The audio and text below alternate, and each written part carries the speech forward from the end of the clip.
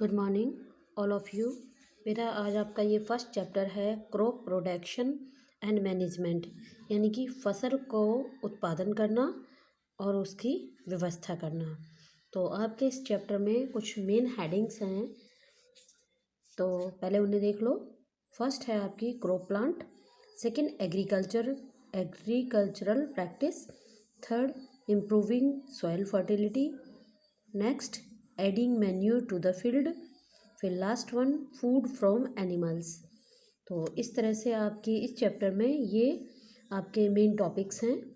और उसके बाद आपका फर्स्ट आता है कि एग्रीकल्चर जो है, कृषि जो है वो क्या है। तो देखिए, all living organism need food to survive.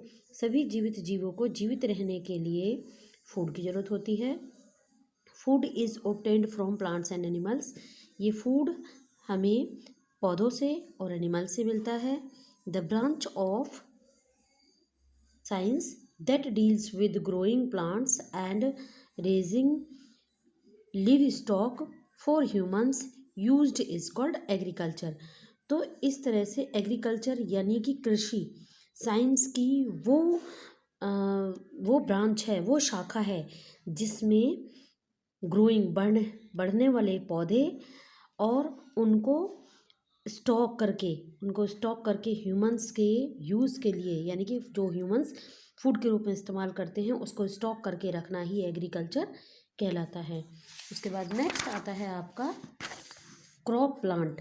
Crop माने होता है बेटा फसल, यानी कि फसल वाले पौधे क्या होते हैं। तो देखिए, when a large number of plants are grown at the same place for food. जब भोजन के लिए एक ही जगह पर या सेम जगह पर मतलब बहुत सारे प्लांट्स एक साथ उगाए जाते हैं, it is called a crop. तो उसे हम क्रॉप यानी कि फसल कहते हैं। तो ए large number of wheat plant grow in a field, जैसे कि एक खेत में, एक फील्ड में बहुत सारे गेहूं के पौधों को उत्पन्न करना, ग्रो करना, made up A crop of wheat.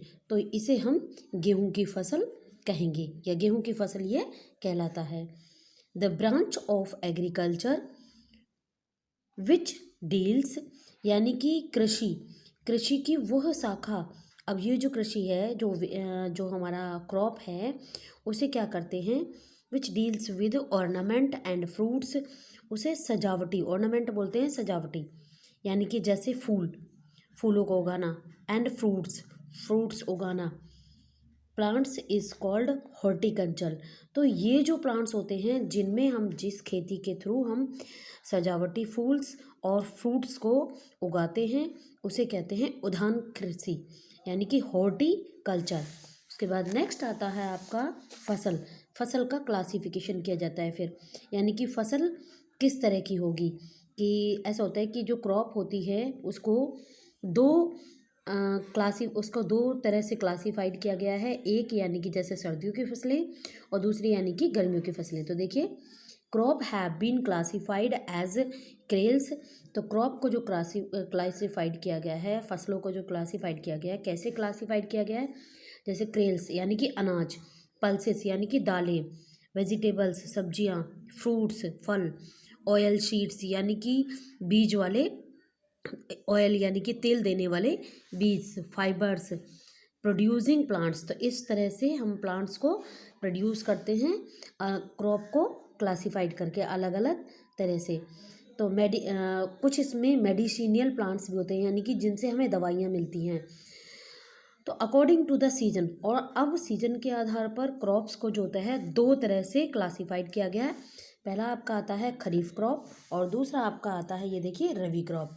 तो खरीफ क्रॉप जो होता है वो क्या है, देखिए, kharif crop are sown during June July, यानी कि at the beginning of the monsoon यानी कि बरसात के शुरू में, and harvested at the end of the monsoon during September and October. यानी कि खरीफ जो क्रॉप होती है उसको हम क्या करते हैं, जून जुलाई में बोते हैं, यानी कि बारिश की शुरुआत होने से पहले। और वो जब हमारी बन जाती, मतलब उग आती है, यानी कि फसल हमारी जब हो जाती है, तो हार्वेस्टिंग यानी कि उसको हम काटते हैं बरसात के ख़त्म होने पर, यानी कि सितंबर अक्टूबर में उसको हम काट लेते हैं। तो ये जो है ये हमारी खरीफ क्रॉप जो है ये एक तरह से हमारी गर्मियों की, यानी कि जो हमारी समर क्रॉप है ये। तो इसके जो अंदर हम उगाते हैं वो पैडी बोलते हैं धान को, राइस जो पैडी है या फिर राइस है, धान से ही राइस निकलते हैं। उसके बाद में लेकिन ये जो धान की जो खेती होती है, राइस की जो खेती होती है, rice required a lot of water, इसको बहुत ज़्यादा पानी की ज़रूरत होती है। And is a kharif crop, और ये एक खरीफ क्रॉप है। इसके अलावा पैडी और आपका राइस के अलावा आपका मेज़, मक्का, सोयाबीन एंड कॉटन जो are other examples of kharif crop, ये इसके खरीफ क्रॉप के दूसरे एग्जाम्पल्स हैं। तो देखिए यहाँ पे आपको इनके डायग्राम्स भी शो किए हुए हैं। उसके बाद नेक्स्ट आता है आपका रवि क्रॉप। तो rabi crop are sown during October December, यानी कि at the beginning of winter.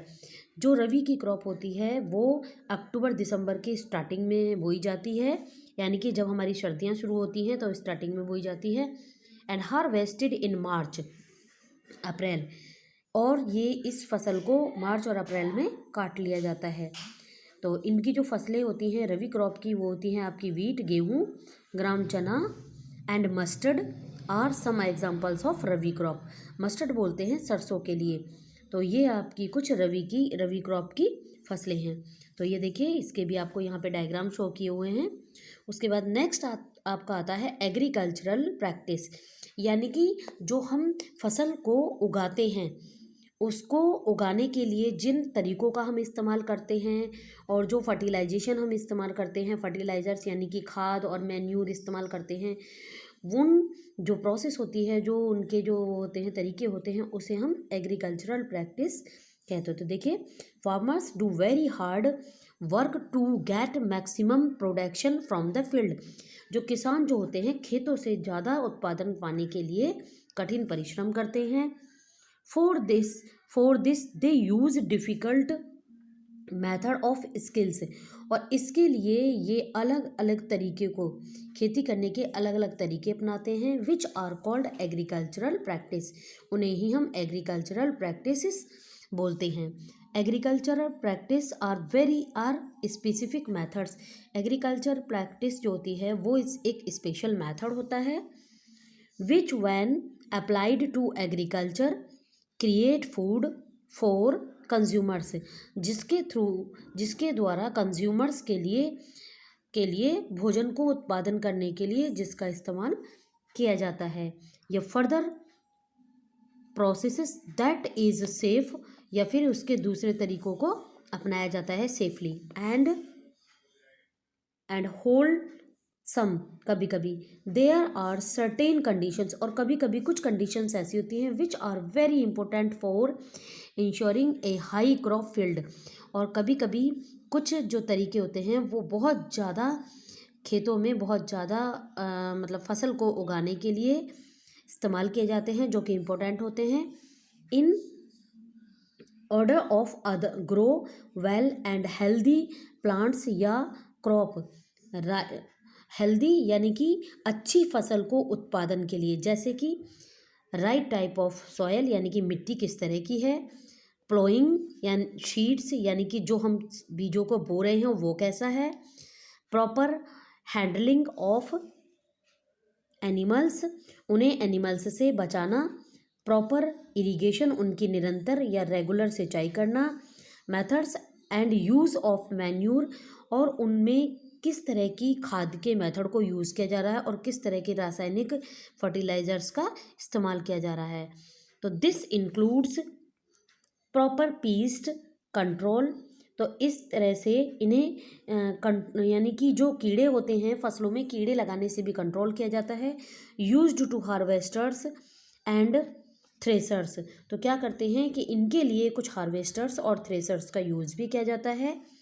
When agricultural practices are carried, जब एग्रीकल्चर प्रैक्टिसेस के लिए are carried successfully by using old या मॉडर्न टूल्स, जब इन खेती जब यानी कि फसल को उगाने के लिए नए नए टूल्स या पुराने टूल्स का इस्तेमाल किया जाता है, तो इसी को हम these are known as farming implement, इसी को हम फार्मिंग इम्प्लीमेंट कहते हैं, यानी कि उपकरण, यानी कि कृषि के उपकरण कहते हैं।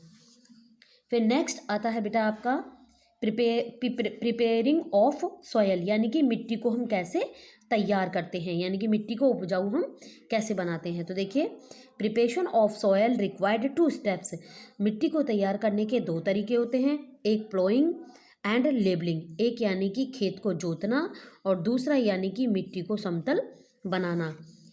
First step in the preparation of food preparation of soil, soil को तैयार करने के लिए जो पहली स्टेप्स होती है, required is losing and turning, यानी कि मिट्टी को ढीला करना, और टर्निंग यानी कि उसको आपको परिवर्तित करना, यानी कि पलटना या फिर उसको मिट्टी को बदलना। जैसे कई बार आप देखते हो कि मिट्टी जो होती है वो हार्ड हो जाती है, तो उसको हम क्या करते हैं, उसको लूज़ करते हैं, क्योंकि हार्ड मिट्टी में ऑक्सीजन जो होती है, हार्ड मिट्टी जो होती है, मिट्टी के जो सॉइल पार्टिकल्स होते हैं वो ऑक्सीजन को एब्जॉर्ब नहीं कर पाते, तो इसलिए मिट्टी को लूज़ किया जाता है और उसको ढीला किया जाता है, यानी कि बदला जाता है लेयर्स को of the soils.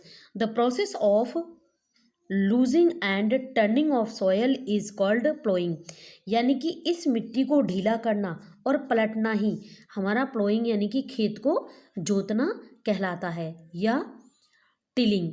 This has the following advantages, इसको मिट्टी को लूज़ करना या मिट्टी को जो हम पलटते हैं मिट्टी की लेयर्स को, उसके बहुत सारे फ़ायदे होते हैं। जैसे देखिए, ploughing makes the soil loose, जो खेत को जब हम जोतते हैं तो उससे मिट्टी लूज हो जाती है, एंड पोरस, और छिद्रित हो जाती है, यानी कि उसमें होल्स बन जाते हैं। द रूट्स ऑफ शीडिंग कैन प्रीटेंट, तो जो आपकी इसमें मिट्टी जो लूज हुई है उसमें जब हम बीज बोते हैं तो वो क्या होता है आपका, कि वो आपका प्रीटेंट करते हैं एंड लूजन सॉयल इजीली, और जो लूज सॉयल है उसमें क्या होता है कि वो जो बीज हम बोते हैं वो आसानी से उसमें घुस जाते हैं या उसमें आसानी से सेटल हो जाते हैं। When the roots grow deeply, और जो इनकी जड़ें होती हैं वो गहराई तक ग्रो करती हैं, एंड स्प्रेड आउट, और बाहर की तरफ ग्रोथ करती हैं, फैल जाती हैं, एंड प्लांट इज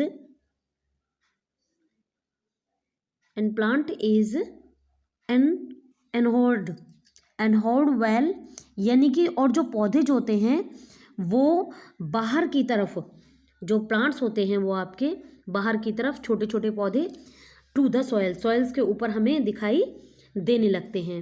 उसके बाद इससे क्या होता है कि खेत को जोतने से ही वाटर ड्रेन्स इजीली इन लूजन सॉयल, तो जो पानी जो होता है इस लूज करी हुई सॉयल में आसानी से बह जाता है, यानी कि भर जाता है। This helps root to breathe, और यही पानी ये इनको रूट्स जो होती हैं इनकी, उनको ब्रीथ करने में, सांस लेने में उनकी हेल्प करता है, एंड नॉट ड्रॉन, और नीचे की